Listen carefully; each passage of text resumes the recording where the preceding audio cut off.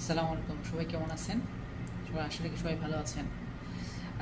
আজকে আমি যে বিষয়টা আলোচনা করতে আসছি, এটা সবার কাছে আসলে কি সবাই মোটামুটি সবাই জানে। সেটা হচ্ছে সাউথ কোরিয়াতে, দক্ষিণ কোরিয়াতে স্টুডেন্ট ভিসার ব্যাপার নিয়ে কীভাবে করে তাদের প্রসেসটা করতে হবে বা কীভাবে করে আসতে হবে, আর আদৌ কি সাউথ কোরিয়াতে আসা কি উচিত কি না, কিংবা সাউথ কোরিয়া আসলে কেমন একটা দেশ। ওভারঅল এই পুরো ব্যাপারটা আমি আমার এই শর্ট ভিডিওর মধ্যে আমি চেষ্টা করব আপনাদের সামনে উপস্থাপন করার জন্য। তো সর্বপ্রথমে আমি আপনাদেরকে জানাতে চাই যে সাউথ কোরিয়া আসলে কেমন দেশ, বা যেটা আমরা বলছি দক্ষিণ কোরিয়া, এটা কেমন দেশ।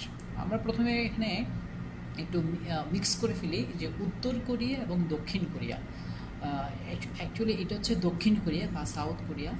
সাউথ কোরিয়া হচ্ছে পৃথিবীতে যতগুলো পাসপোর্টধারী দেশ রয়েছে তাদের মধ্যে এইটার অবস্থান ২ বা ৩-এর মধ্যে সবসময় থাকে। ২ অথবা ৩-এর মধ্যে আছে। তো লাস্ট যেটা আপডেট আপনারা তো জানেন, বিগত ১ বছরের মধ্যে যেটা আমরা আপডেট পেয়েছি সেটা হচ্ছে সাউথ কোরিয়ার পাসপোর্টধারী দেশগুলোর মধ্যে এখনও পর্যন্ত অবস্থান ২-তে রয়েছে। তার মানে অনেক শক্তিশালী এখানকার পাসপোর্টগুলো। ঠিক আছে? সো সেদিক থেকে এটা অনেক উন্নত একটা রাষ্ট্র বা উন্নত একটা কান্ট্রি, খুবই ডেভেলপ একটা কান্ট্রি। তো এই হচ্ছে প্রথম ব্যাপার। তাহলে একটা ডেভেলপ কান্ট্রিতে যত রকম সুযোগ সুবিধা থাকা দরকার মোটামুটি সব কিছু এখানে পাবেন। এবং আরও একটা মজার একটা ব্যাপার হচ্ছে যে প্রথম যে ৩টা কান্ট্রি রয়েছে পাসপোর্টের দেশগুলোর মধ্যে, তার মধ্যে হচ্ছে জাপান, দক্ষিণ কোরিয়া এবং সিঙ্গাপুর।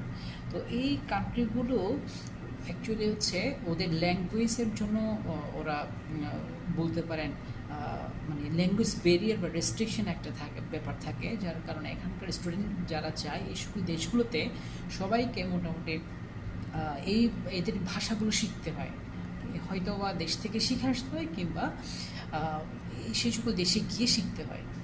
তার মানে ভাষাটা অবশ্যই শেখা লাগে। তো আমি দক্ষিণ কোরিয়াতে আছি, প্রায় অনেক বছর ধরেই আছি এখানে। তো এখানকার যে লাইফস্টাইল যেটা আমরা দেখতে পাচ্ছি বা আমরা দেখি বা চলার ক্ষেত্রে, তো দেখি কি এখানে ল্যাঙ্গুয়েজ, কোরিয়ান ল্যাঙ্গুয়েজ ছাড়া চলাটা খুবই কঠিন।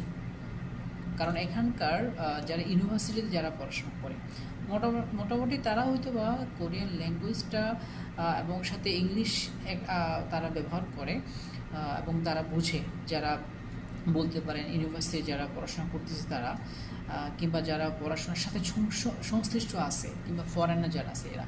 কিন্তু আপনি যখন জব প্লেসে যাবেন, কিংবা বাজারে যাচ্ছেন, কিংবা মার্কেটে যাচ্ছেন, এখানে কিন্তু আপনাকে অবশ্যই কোরিয়ান ভাষায় কথা বলতে হবে, কিংবা আপনাকে ট্রান্সলেশন করে দেখাতে হবে।